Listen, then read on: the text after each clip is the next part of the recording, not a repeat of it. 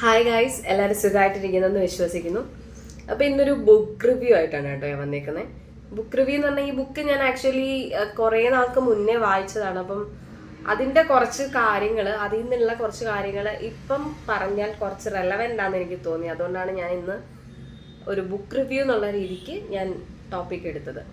അപ്പം ഇന്നത്തെ book ikigai എന്ന് പറയുന്ന ഒരു ബുക്കിനെ കുറിച്ചാണ് ഞാൻ സംസാരിക്കാൻ ഉദ്ദേശിക്കുന്നത്. അപ്പം ഇക്കിഗായ് എന്നുള്ള ബുക്ക് നിങ്ങളിൽ പലരും വായിച്ചിട്ടുണ്ടാവും. വായിച്ചിട്ടില്ലെങ്കിൽ വൺസ് ലൈഫിൽ വായിച്ചിരിക്കേണ്ട ഒരു ബുക്കാണ്. ഇക്കിഗായ് എന്ന് പറയുന്നത് ഒരു ജപ്പാനീസ് വേർഡാണ്, which means purpose of life എന്നാണ് പറയുന്നത്. നമ്മൾ എന്തിനു വേണ്ടിയിട്ടാണ് ജീവിക്കുന്നത്, അതായത് നമ്മുടെ ജീവിതത്തിന്റെ പർപ്പസ് എന്താണ്, ഇതൊക്കെ കാണിച്ചു തരുന്ന ഒരു ബുക്കാണ് ഇക്കിഗായ് എന്ന് പറയുന്നത്. അപ്പോൾ ആ ഒരു ബുക്കിൽ നിന്ന് ഞാൻ ഉൾക്കൊണ്ടിട്ടുള്ള കുറച്ച് കാര്യങ്ങൾ, അല്ലെ എന്നെ ടച്ച് ചെയ്തിട്ടുള്ള കുറച്ച് കാര്യങ്ങളാണ് ഞാൻ നിങ്ങളുമായിട്ട് ഷെയർ ചെയ്യാൻ ഉദ്ദേശിക്കുന്നത്. ഓക്കെ, അപ്പം ഇതിലാദ്യമായിട്ട് പറയുന്നത് പർപ്പസ് ഗീവ്സ് യു എനർജി. അതായത് ഇപ്പം മുന്നേ പറഞ്ഞിട്ടുണ്ട്, നമുക്കിപ്പോൾ ഒരു ടൂറ് പോകേണ്ട ഒരു ദിവസം നമ്മളെ ആരും വിളിക്കേണ്ട ആവശ്യമില്ല. നമ്മൾ രാവിലെ തന്നെ എഴുന്നേറ്റ് നമ്മൾ തന്നെ എല്ലാം റെഡിയായി എല്ലാം സെറ്റാവും. അതേപോലെ തന്നെ നമ്മുടെ ഇപ്പോൾ ഒരു ഫ്രണ്ടിൻ്റെ വെഡിങ് നമ്മളെല്ലാം സെറ്റ് ചെയ്ത് നമ്മൾ കാത്തിരുന്നൊരു ദിവസമാണ്, നമ്മളെ ആരും വിളിക്കേണ്ട. അപ്പം കാര്യം എന്തുകൊണ്ടാണ്? ഇങ്ങനെയുള്ള സന്ദർഭങ്ങളിൽ നമുക്കറിയാം നമുക്ക് നാളെ ഇങ്ങനെ ഒരു കാര്യം ഉണ്ട്, അതുകൊണ്ട് നേരത്തെ എഴുന്നേൽക്കണം, അല്ല നമ്മൾ ഭയങ്കര ഹാപ്പി ആയിട്ടുള്ളൊരു സമയമായിരിക്കും. ആ ഹാപ്പി ആയിട്ടുള്ള സമയത്ത് നമുക്ക് അറിയാം ഇതുപോലെ ഇന്നിങ്ങനെ പോകാനുണ്ട്. അപ്പം ഓട്ടോമാറ്റിക്കലി നമ്മൾ എഴുന്നേൽക്കും. അപ്പം ഈ ഒരു എനർജി അത് നമുക്ക് ലൈഫ് ലോങ് ഉണ്ടെങ്കിൽ എത്ര നന്നായിരിക്കും, ആലോചിച്ചിട്ടുണ്ടോ? അപ്പം ഓരോ ദിവസവും ഉണരുമ്പോൾ നമുക്ക് എന്താണ് വേണ്ടത്, നമുക്ക് എന്തൊക്കെയാണ് ഇന്ന് ചെയ്യാനുള്ളത്, എപ്പോഴും ഞാൻ പറയാറുണ്ട് ഒരു ടു ഡു ലിസ്റ്റ് രാവിലെ എഴുന്നേൽക്കുമ്പോൾ പ്രിപ്പയർ ചെയ്ത് വെക്കുകയാണെങ്കിൽ ഭയങ്കര നല്ലൊരു കാര്യമാണ്. At the end of the day നിങ്ങൾ ചെയ്ത കാര്യങ്ങൾ ടിക്കിട്ട് പോവുക. ഫുൾ കംപ്ലീറ്റ് ചെയ്യാൻ പറ്റിയില്ലെങ്കിൽ പോലും ചെയ്ത കാര്യത്തെ ഓർത്ത് ഓക്കെ നീ ഇത്രയും ചെയ്തു, നല്ല കാര്യം, അങ്ങനെ പറഞ്ഞൊരു അപ്രീസിയേഷൻ സ്വയമേ കൊടുക്കാൻ പറ്റുക. ഇതൊക്കെ ആക്ച്വലി നമ്മൾ ചെയ്തു പോകേണ്ട ചില പ്രാക്ടീസുകളാണ്. അതുപോലെ രണ്ടാമത്തെ കാര്യം എന്ന് പറയുന്നത് സ്മോൾ ജോയ് മാറ്റേഴ്സ്. ചെറിയ ചെറിയ സന്തോഷങ്ങളെ നമ്മൾ ആഘോഷമാക്കാൻ പഠിക്കണം. അതിപ്പം നമുക്ക് പോണ വഴിക്ക് ഒരു കൊച്ചൊരു മുട്ടായി തന്നതായിക്കോട്ടെ, അല്ലെങ്കിൽ നമുക്കിപ്പോൾ ഓഫീസിൽ നിന്ന് ഒരു ചെറിയ ഗിഫ്റ്റ് കിട്ടിയതായിക്കോട്ടെ, എന്തും ഒരു പേന കിട്ടിയതായിക്കോട്ടെ, അങ്ങനെ ചെറിയ ചെറിയ കാര്യങ്ങളെ പോലും നമ്മൾ സന്തോഷിക്കാൻ പഠിക്കണം. അങ്ങനെ ചെറിയ ചെറിയ കാര്യങ്ങളെ നമ്മൾ സന്തോഷിക്കാൻ പഠിച്ചാൽ നമുക്ക് വലിയ വിജയങ്ങളെ എങ്ങനെ ആഘോഷമാക്കി മാറ്റണം എന്ന് നമുക്ക് മനസ്സിലാവും. അതായത് ഈ ഒരു ബുക്കിൽ പറയുന്ന ഒരു ഇതുണ്ട്, life is not about surviving, it's all about small joy. അതായത് നമ്മൾ ചെറിയ ചെറിയ ഈ പറഞ്ഞ സന്തോഷങ്ങളെ ഇന്നേ സെലിബ്രേറ്റ് ചെയ്ത് പഠിക്കാൻ. ഇപ്പം നമ്മളിത് പറയുമ്പോൾ പറയും, ഓ ഇന്നൊരു വേന കിട്ടി, അതിലിപ്പോൾ എന്താ കാര്യം, അതൊക്കെ എന്തിനു ഇത്ര വലിയ കാര്യമായിട്ട് കൊണ്ടുനടക്കുന്നത്. പക്ഷെ അങ്ങനെ അല്ലെന്നേ, ഇതൊക്കെ നമ്മൾ എൻജോയ് ചെയ്യാൻ പഠിക്കണം. നമ്മുടെ ഈ ഒരു ചെറിയ വിജയങ്ങളെ പോലും നമ്മൾ അക്സെപ്റ്റ് ചെയ്ത് നമ്മൾ മുന്നോട്ട് പോകുമ്പോൾ തന്നെ നമ്മളെ കാത്തിരിക്കുന്ന ഇതിലും വലുതായിരിക്കും. നേരെ മറിച്ച് നമ്മളെ ഇതിനെല്ലാം റിജക്ട് ചെയ്യാം, എന്തൊരു പേനയാണ് കൊണ്ടു തന്നെ. ഇപ്പം ഞാനൊരു ഉദാഹരണം പറയാം.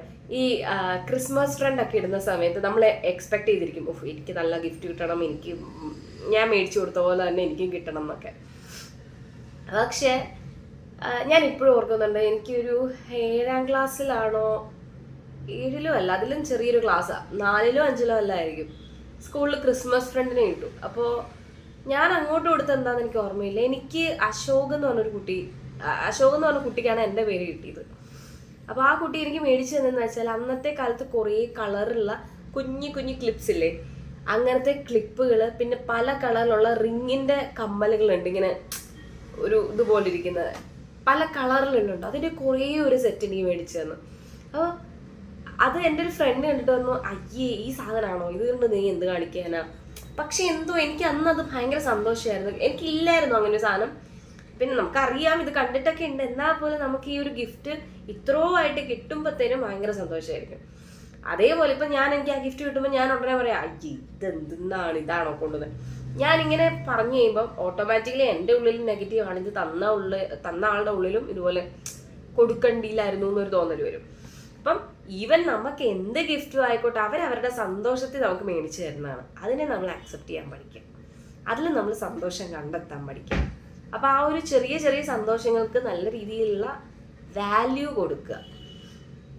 അതേപോലെ തന്നെ മൂന്നാമത്തെ പോയിന്റ് എന്ന് പറയുന്നത് consistency is more important than perfection. Consistent ആയിട്ട് ഇരിക്കുക എന്നുള്ളതാണ് ഏറ്റവും ഇമ്പോർട്ടൻ്റ് ആയിട്ടുള്ള കാര്യം. ഇപ്പോൾ ഒരു ഉദാഹരണം പറയുകയാണെങ്കിൽ പെർഫെക്ഷൻ വേണ്ടെന്നല്ല, വേണ്ട ചില കാര്യങ്ങളുണ്ട്. ഇപ്പോൾ ഒരു എക്സാമിന് പോവാം, ഒരു കോമ്പറ്റേറ്റീവ് എക്സാമിന് പോവാം, നമ്മളിപ്പം ഇതുപോലെ ഫുള്ളി നോക്കി എല്ലാ കോർണറും പഠിച്ചിട്ട് വേണം പോവാൻ വേണ്ടിയിട്ട്. അല്ല അവിടെ ഇവിടെയൊക്കെ പഠിച്ചിട്ട് പോയാൽ ശരിയാവോ? അവിടെ നമ്മൾ പെർഫെക്ഷനിസ്റ്റ് ആവണം. നേരെ മറിച്ച് നമ്മളിപ്പോൾ ആദ്യമായിട്ട് യൂട്യൂബിൽ സ്റ്റാർട്ട് ചെയ്യുന്ന ഒരാൾ, അയാളെ സംബന്ധിച്ചിടത്തോളം യൂട്യൂബിൻ്റെ കാര്യങ്ങൾ പഠിച്ചു വരുന്നതേ ഉള്ളൂ. അപ്പോൾ ഒരു വീഡിയോ എടുത്ത് അപ്ലോഡ് ചെയ്യുന്ന സമയത്ത് ഒരുപാട് മിസ്റ്റേക്സ് ഉണ്ടാവാം. അവിടെ അയാൾ പെർഫെക്ഷൻ നോക്കിയിരുന്നാൽ അയാളുടെ ചാനലിനൊരു ഗ്രോത്ത് ഉണ്ടാവില്ല. നേരെ മറിച്ച് അയാൾ കൺസിസ്റ്റൻ്റ് ആയിട്ട് വീഡിയോ അയാളെ കൊണ്ട് കഴിയുന്ന പോലെ അയാളുടെ 100% എഫേർട്ട് ഇട്ട് ചെയ്യുകയാണെങ്കിലോ അവിടെ റിസൾട്ട് ഉണ്ടാവും. ഇങ്ങനെയുള്ള കാര്യങ്ങളിൽ നമ്മൾ കൺസിസ്റ്റൻ്റ് ആയിട്ടിരിക്കുക എന്നുള്ളതാണ് ഏറ്റവും ഇമ്പോർട്ടൻ്റ് ആയിട്ടുള്ള കാര്യം. പെർഫെക്ഷനിസ്റ്റ് ആവേണ്ട ആവശ്യമില്ല ചില സാഹചര്യങ്ങളിൽ. ഓക്കെ, അതുപോലെ don't rush in your life. നമ്മുടെ ജീവിതത്തിൽ നമ്മളെല്ലാവരും പല പല തിരക്കുകളുടെ പിന്നാലെയാണ്. തിരക്കുകൾ ഇൻ ദ സെൻസ് എന്താ പറയുക, രാവിലെ ജോലിക്ക് പോകുന്നതായിക്കോട്ടെ, സ്കൂളിൽ പോകണമായിക്കോട്ടെ, മക്കളെ ഒരുക്കി വിടുന്നതായിക്കോട്ടെ, അങ്ങനെ പല കാര്യങ്ങളാൽ തിരക്കാണ്. പക്ഷെ നമ്മൾ ആ ഒരു ടൈം എൻജോയ് ചെയ്യാൻ മറന്നു പോകുന്നുണ്ട്. എന്തിനാ ഇത്ര തിരക്കിൽ കാണുന്നത്? ഇപ്പോൾ ഒരു ഉദാഹരണം പറയാം, നമ്മളിപ്പം ഒരു ഫുഡ് കഴിക്കാൻ പോകുന്ന ഒരു സ്ഥലത്ത് പോവുക, അവിടെ നമുക്ക് ഇരിക്കാൻ ടേബിളില്ല, fully ഫില്ലാണ്.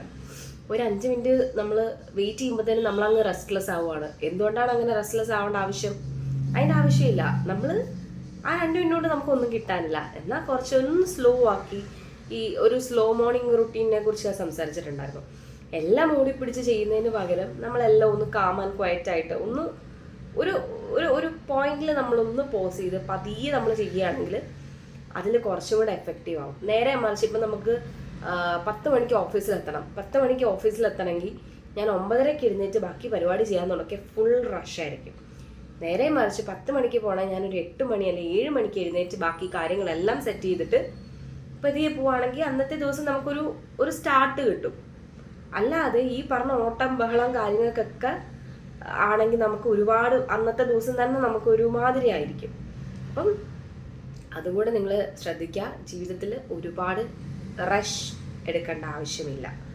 Then relationship is more important, അല്ലെ ഗീവ് ഇമ്പോർട്ടൻസ് ഫോർ റിലേഷൻഷിപ്സ്. നമുക്കെല്ലാവർക്കും പ്രയോറിറ്റീസ് ഉണ്ട് അല്ലേ? പ്രയോറിറ്റി ഇൻ ദ സെൻസ് ചിലർക്ക് ഫാമിലി ആവും, ചിലർക്ക് ഹസ്ബൻഡ് ആയിരിക്കും, ചിലർക്ക് പിള്ളേരായിരിക്കും, അങ്ങനെ പലർക്കും പല പ്രയോറിറ്റീസ് ഉണ്ട്. അപ്പം എന്നെ സംബന്ധിച്ച് എൻ്റെ ഫാമിലിയാണ് എനിക്ക് പ്രയോറിറ്റി. അപ്പോൾ അവർക്ക് വേണ്ടിയിട്ട് ഞാൻ ടൈം സ്പെൻഡ് ചെയ്യാൻ വേണ്ടിയിട്ട് ഞാൻ എന്തും ചെയ്യും.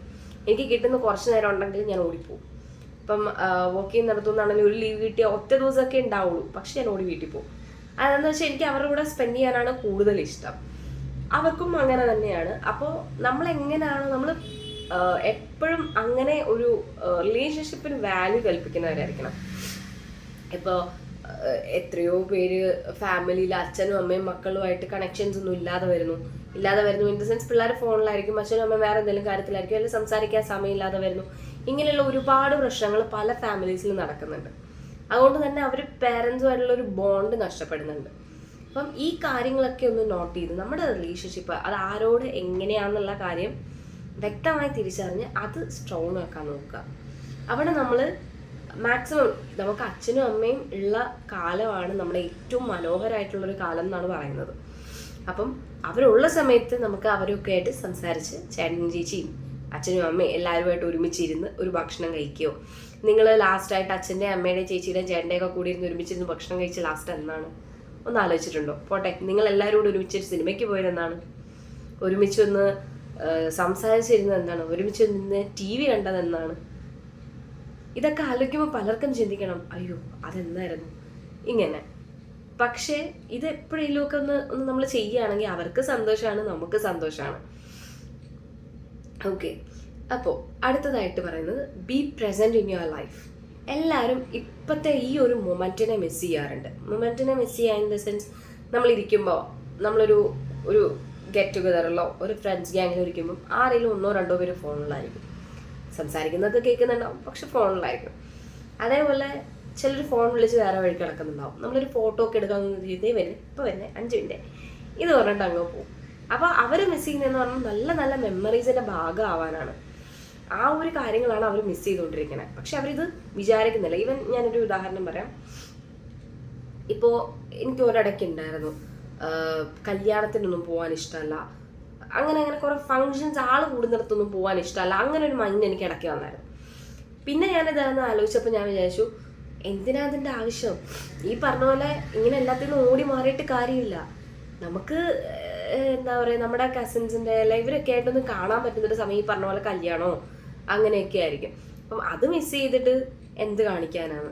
നേരെ മറിച്ച് എനിക്ക് പല ഗെറ്റ് ടുഗദർ, പലതെന്ന് പറയാൻ പറ്റത്തില്ല, 1-2 ഗെറ്റ് ടുഗദർ എനിക്ക് മിസ്സായിട്ടുണ്ട് ഫ്രണ്ട്സും ഒക്കെ ആയിട്ടുള്ളത്. അപ്പം ഞാൻ വിചാരിക്കുന്നുണ്ടോ ഞാൻ അവിടെ ഉണ്ടായിരുന്നെങ്കിൽ, കാര്യം വർക്ക് റിലേറ്റഡ് ആയിട്ടുള്ള കുറച്ച് കാര്യങ്ങൾ കൊണ്ടാണ് എനിക്ക് പോകാൻ പറ്റാണ്ട് വന്നത്. അപ്പോൾ പക്ഷെ എനിക്കത് ഭയങ്കര മിസ് ചെയ്യായിരുന്നു. അവരുടെ ഫോട്ടോ ഒക്കെ കാണുമ്പോൾ എനിക്ക് പോകാൻ പറ്റിയില്ലല്ലോ, ഞാൻ വർക്കിൻ്റെ കാര്യമായിട്ട് മാറിയല്ലോ, അങ്ങനെയൊക്കെ ഓർത്ത് എനിക്ക് ഭയങ്കര വിഷമമാവാറുണ്ട്. അപ്പം നമ്മൾ എന്താണോ ചെയ്യുന്നത് ആ ഒരു കാര്യത്തിൽ പ്രസൻറ്റിലിരിക്കാൻ ശ്രമിക്കുക. അപ്പം ഇത്രയും കാര്യങ്ങളാണ് എനിക്ക് നിങ്ങളുടെ അടുത്ത് പറയാനുള്ളത്.